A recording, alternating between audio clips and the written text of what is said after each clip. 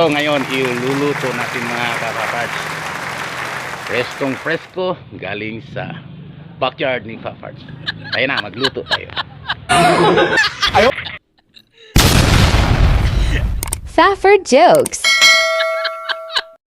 Good morning mga kapaparts. Medyo masama pang panahon mga kapaparts. May hangin-hangin pa. So sa araw na ito, subukan natin magluto ng gulay. Magluto tayo ng upo kasama ang dried fish at saka dried shrimp, no? Wow.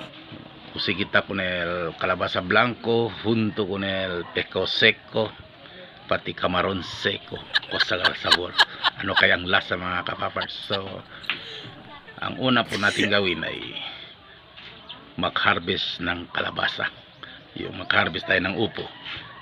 And of course, di na tayo magbili kasi may backyard garden naman tayo. So tayo na, mag-harvest tayo. Dito tayo mag-harvest ng kalabasa. Yung upo mga kapaparts. Kasi parang masarap.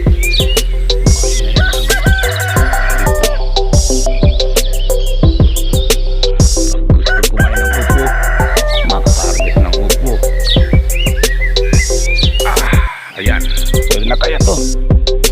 Sobrang laki na to.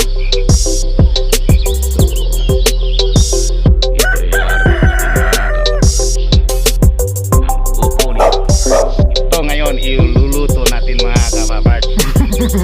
Preskong presko galing sa backyard of dried barracuda. Halin natin yung asin, yung alat. I-soaking muna natin to dito sa tubig.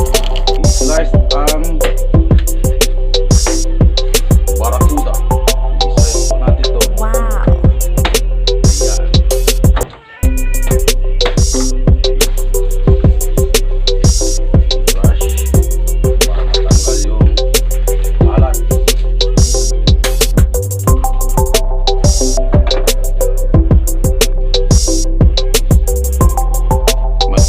Tayo mga kapaparts.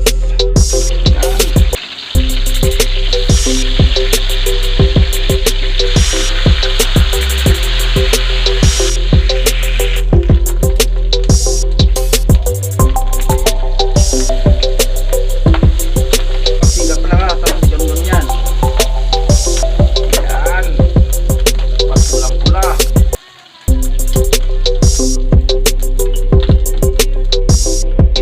Aside muna. Ayun, nakhanda na po ang ating mga ingredients gaya ng yung hipon, alamang, kamatis, sibuyas, masarap, bawang, paminta, itong piniritong rope kandaw. Atin to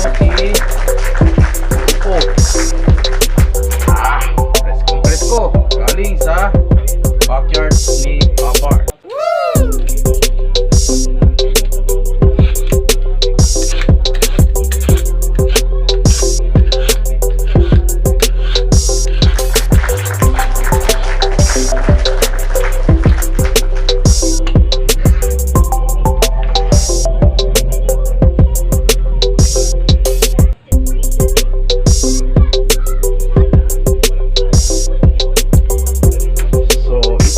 Basta itapo na lang mga kapaparts.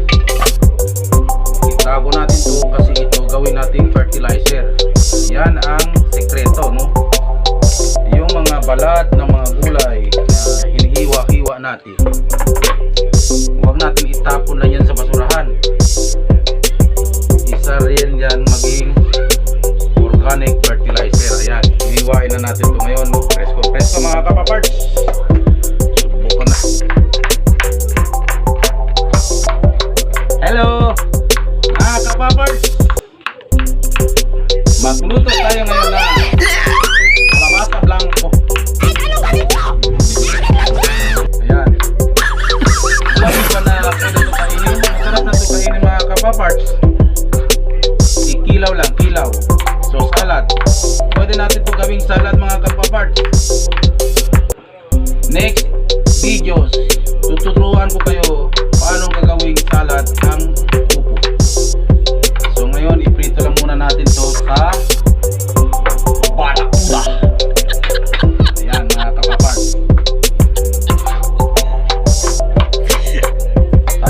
nila baka mahiwa ang hindi dapat hihiwain yung kalirik mga kapaparts.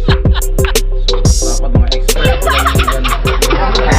Kaya rin mga bata baka mahiwa yung kamay nyo. Ayan mga kapaparts.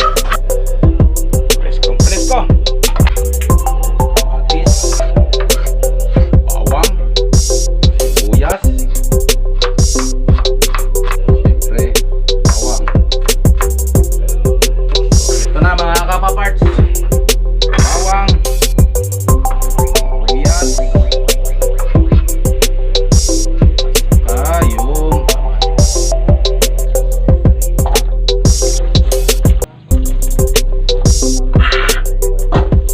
So shall we start?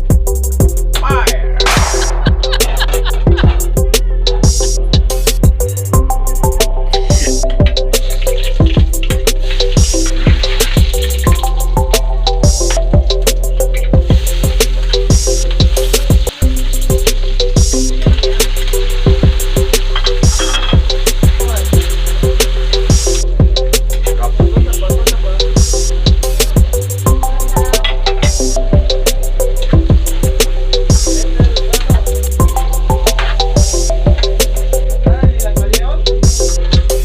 Wow.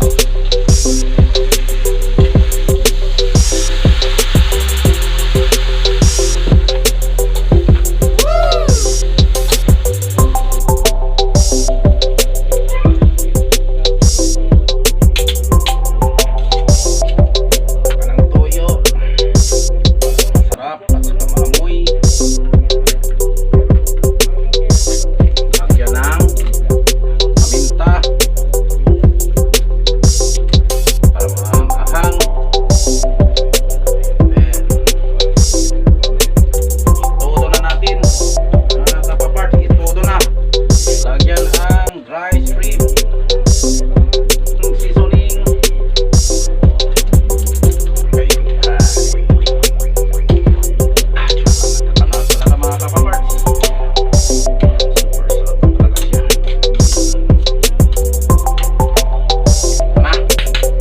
Ana. Ayun mga kapaparts. Lutong-luto na.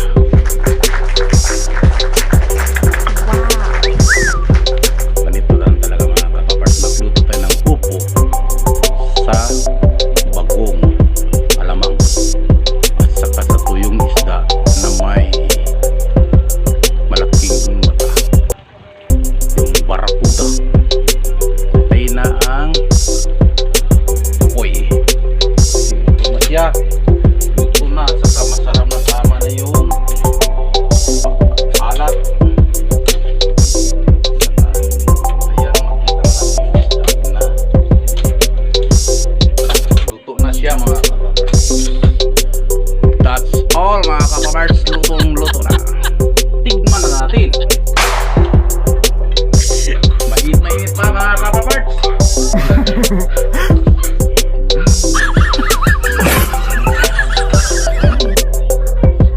Super sarap. Saka yung tigman natin yung tuyong isda. Kung anong talagang lasa nito. Barakuda.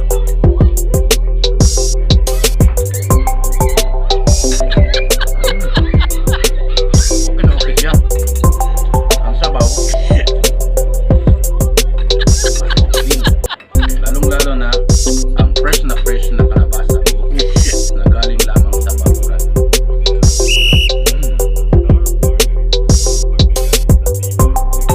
From garden to kitchen. Preskong gulay.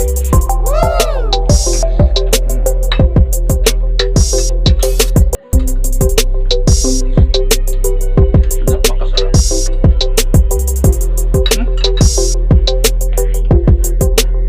Pero mas masarap to.